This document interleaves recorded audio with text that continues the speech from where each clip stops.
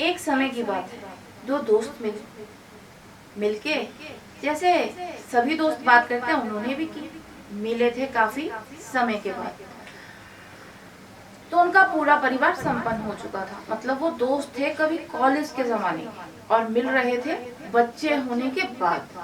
समझ रहे हैं ना, बच्चे होने के बाद। तो जाहिर सी बात है कि बातें तो उन सब में होनी ही थी।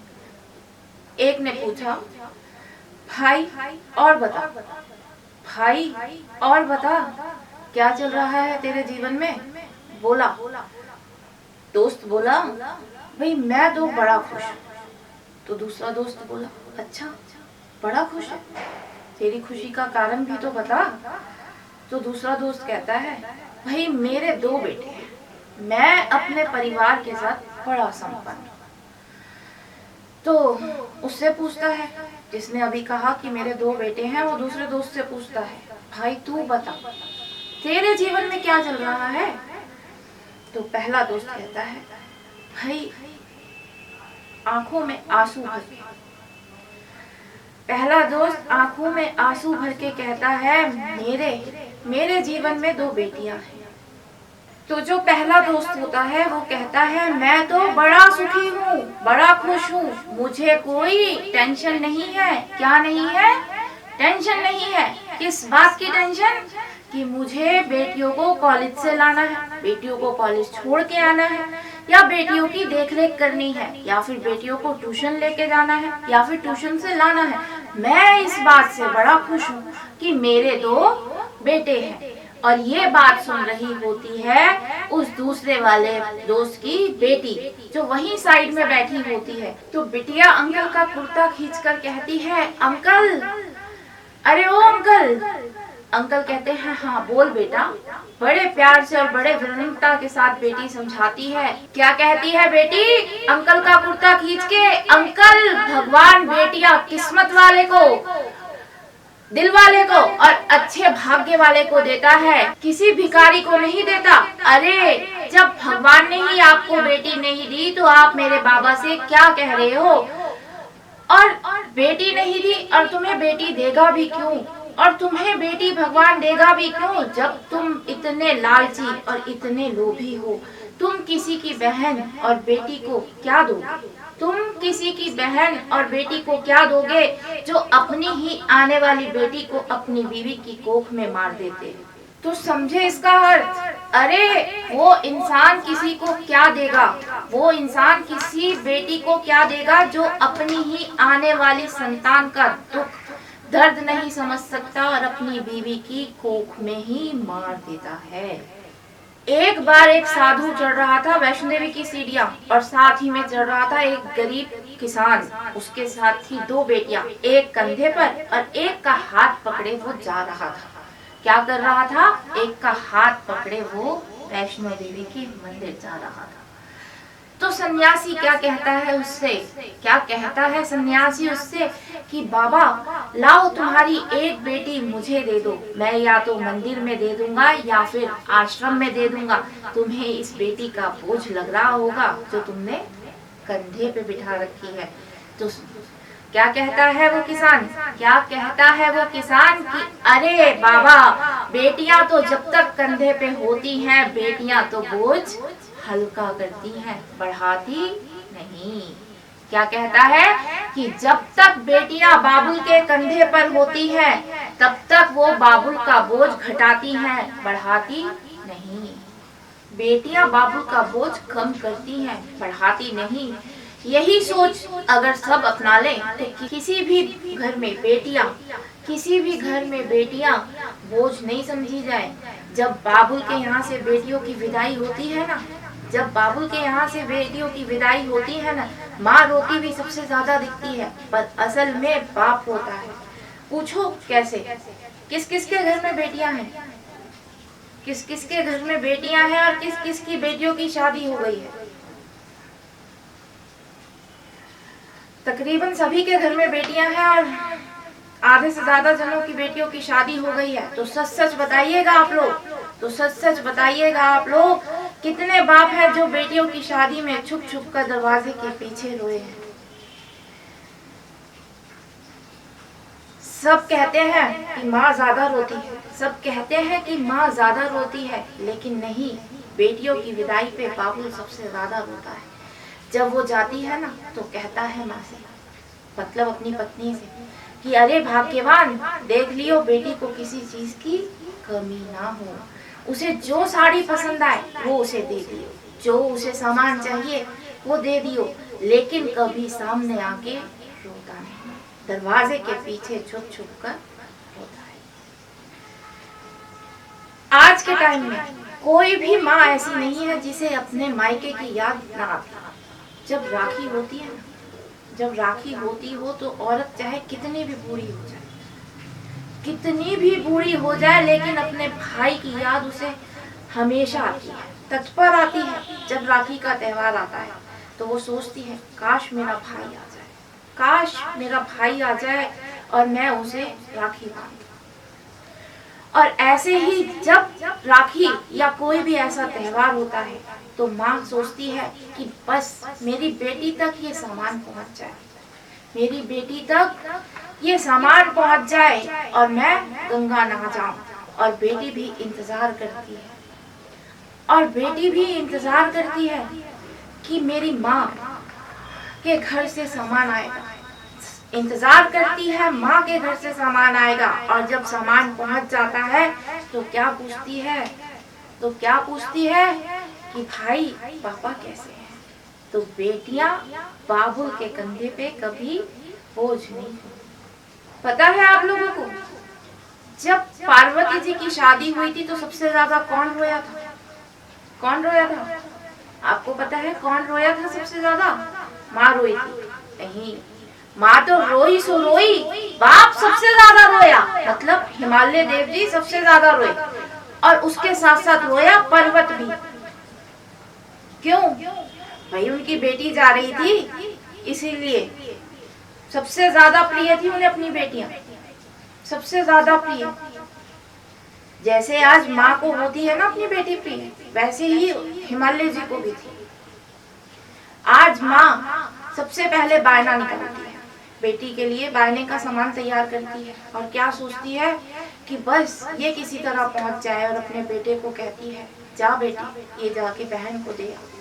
और बेटा कहता है, अरे जाओ मेरे पास समय नहीं है, अरे जाओ मेरे पास समय नहीं है, मैं अपने ऑफिस के कामों में उलझा हुआ हूँ। और बेटी सोचती है, काश काश मेरा भाई आ जाता, मैं उससे कुछ मांगती थोड़ी ना, मुझे कोई 500 का नोट नहीं चाहिए, मुझे कोई 500 का नोट नहीं चाहिए था भाई से, सिर्फ भाई को एक बार देख लेती, सिर्फ भाई को एक बार देख लेती कि मेरा भाई कैसा है तो अच्छा होता। लेकिन भाई कहता है, मेरे पास समय नहीं है, मेरे पास समय नहीं है बहन के लिए, तुम जाओ खुद दे आओ, या बाबूजी को कह दो बाबूजी दे आएंगे। तो माँ आती है अपने कमरे में और खूब जोर से रोती है। उसे एक आदमी दिखता है, वो जा रहा होता है, उससे पूछती है, अरे भाई तू कहाँ जा रहा है? तो वो बड़े उत्साह से बताता है कि मासी, काकी या आंटी जो भी है, मैं तो फलानी जगह जा रहा हूँ। तो वो कहती, अरे भाई रुक 2 मिनट, मेरी बेटी का भी सामान लेता जाइए, मेरी बेटी का भी बहाना लेता जाइए, वो इंतजार कर रही होगी कि उसके मायके से कोई आए।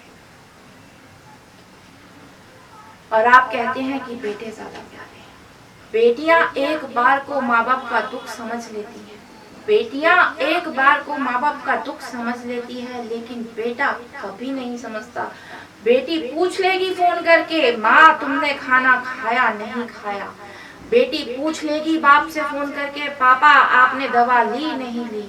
लेकिन बेटा ऑफिस से आने के बाद कभी आपके कमरे में आके नहीं पूछेगा कि पापा तुमने खाना खाया या नहीं खाया। इसीलिए कहते हैं बेटियां कभी बाप पर बोझ नहीं होती। इसीलिए कहते हैं कि बेटियां बाबू के घर कभी बोझ नहीं होती।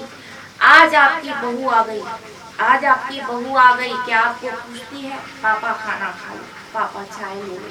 अरे जब ससुर का थका हारे आने का टाइम होता है तो अपने कमरे में पति का इंतजार कर रही होती है, चाहे भले ही ससुर कितना भी थका हुआ है, क्या आपको टाइम से पहले पानी देती है? लेकिन बेटी दरवाजे पे आते ही सबसे पहले आपका बैग लेगी, फिर पापा एसी ऑन कर देती हूँ बैठिए, या पापा फैन ऑन कर देती हूँ बैठ जाइए, मैं पानी लेके आती हूँ। और बहू कभी पानी टाइम पे नहीं देगी। चाय बनाने को कहो तो पहले अपना व्हाट्सएप चेक करेगी, फोन चलाएगी, फिर चाय आएगी, और फिर भी ये सोचेगी कि चाय सासू माँ बना दे। लेकिन बेटी आते ही जूस का ग्लास देगी, पापा थक के आए हो तो जूस पी लो, टॉवल देगी, पसीना पोंछ लो। लेकिन बेटे या बहू ऐसा करते हैं? किस किस के बेटे बहू करते हैं, और किस किस की बेटियां ऐसा करती हैं? बेटियों में बहुत अपनापन होता है, बहुत प्यार होता है, बहुत लगाव होता है। इसीलिए कहते हैं कि बेटियां कभी बोझ नहीं, क्या नहीं होती, बोझ नहीं होती। इसीलिए जो माँ बाप सोचते हैं ना कि हाय हमारी बेटी जवान हो गई, हमारी बेटी बड़ी हो रही है, उसके लिए लड़का देखना है, शादी करनी है, धन इकट्ठा करना है, दहेज देना है, या फिर जिनके घर में बेटियां पैदा होती हैं और जब उनकी सासुएं या फिर वो खुद व्यक्ति ये सोचता है ना कि मेरी बेटी हो गई, मायूसी से कहता है भगवान ने बेटी एक बेटा दिया होगा तो अच्छा होगा। क्यों भाई, बेटे में क्या चाव लगते हैं? अरे जितना तुमने बेटे को पढ़ाना है, जो तुमने बेटे पे खर्च करना है, उसका अगर तुम 10% बेटियों पे खर्च कर दो, उसका 10% अगर तुम बेटियों पे खर्च कर दो तो तुम्हारा बुढ़ापा कर जाएगा। क्या हो जाएगा? बुढ़ापा कर जाएगा। पूछो कैसे? पूछो कैसे? जब बेटियां बीमारी में पूछती है ना, क्या उन्हें दवा दारू कराती है और बेटा नहीं पूछता, तो माँ बाप के दिल से आशीष किसके लिए निकलती है? किसके लिए निकलती है? बेटियों के लिए, कि जा बेटी तू सुखी रहना। क्या करना? जा बेटी तू सुखी रहना। और बेटों के लिए क्या निकलता है? जोरू का गुलाम। क्या निकलता है? जोरू का गुलाम या निकम्मा। जिसके बेटे अच्छे होते हैं हम कहें बहुत अच्छी बात है, हम ये नहीं कह रहे कि सारे बेटे अच्छे हैं, लेकिन जो बेटे और बेटियों में फर्क करते हैं भगवान भी उन्हें यही आगे दिन दिखाते हैं। फैक्ट है ये कि यही दिन उन्हें आगे देखने पड़ते हैं। बेटियों और बेटों में कभी फर्क मत करो, कभी ये मत दिखाओ कि भाई हमारा बेटा अच्छा है या बेटा हो गया और बेटी को कुछ नहीं दिया, वो चीज कभी मत करो। वो सुना है ना आपने, जो बोया है वही काटोगे। अगर आज आप बेटे और बेटी में फर्क कर रहे हो तो आगे जाके आपको ये सब दिन देखने पड़ेंगे। ये आप ही के कर्मों का फल है और किसी के नहीं। ये आप ही के कर्मों का फल है और किसी के नहीं कि आप बेटे और बेटियों में फर्क करते हो।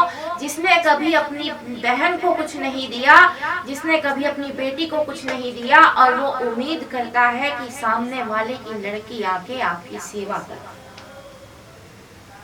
आपका लड़का आके आपको पूछे कि हाँ पापा आपने कुछ खाया या नहीं खाया। अरे जब तुम फर्क बचपन से करते आ रहे हो, बेटी को पूछते नहीं, सिखाया तो तुम्ही ने है, सिखाया तो उस लाल को तुम्ही ने है कि भाई बीवियों के पीछे पीछे कैसे चलना है, कैसे चलना है, जैसे आप चले थे कभी अपनी के पीछे। तो फिर जो बोया है वही काटो। इसीलिए कहते हैं बेटियां कभी बाबुल के पीठ पर बोझ नहीं है। इसीलिए कहते हैं बेटियां कभी बाबुल पे बोझ नहीं होती। पता है, अगर बेटी सच्चे मन से, अगर आप उसे सुखी प्यार से रखते हो, और बेटी अगर सच्चे मन से कुछ भी मांग ले, सच्चे मन से कुछ भी मांग ले तो वो पूरी हो जाती है। अगर बेटी ससुराल में जाके ये सोच ले ना कि हाँ मेरे माँ बाप सुख से होंगे या मेरे माँ बाप को किसी बात की कमी नहीं, तो आप अपने घर में बैठे बैठे सुख संपन्न हो जाओगे, किसी बात की कमी नहीं होगी, कभी बीमार नहीं होंगे। पता है आपको एक बार क्या हुआ? महाभारत किस किस ने पढ़ी है या किस किस ने टीवी पे देखी है? अभी कुछ दिन पहले लॉकडाउन में सरकार ने भी महाभारत और रामायण टीवी पे चलाई थी किस किस ने देखी थी? अगर कोई भूल गया हो तो बताओ किस किस ने देखी थी? सबको याद है महाभारत के पात्र और महाभारत के कलाकार। उसमें द्रौपदी किस किस को याद है? सभी को याद है।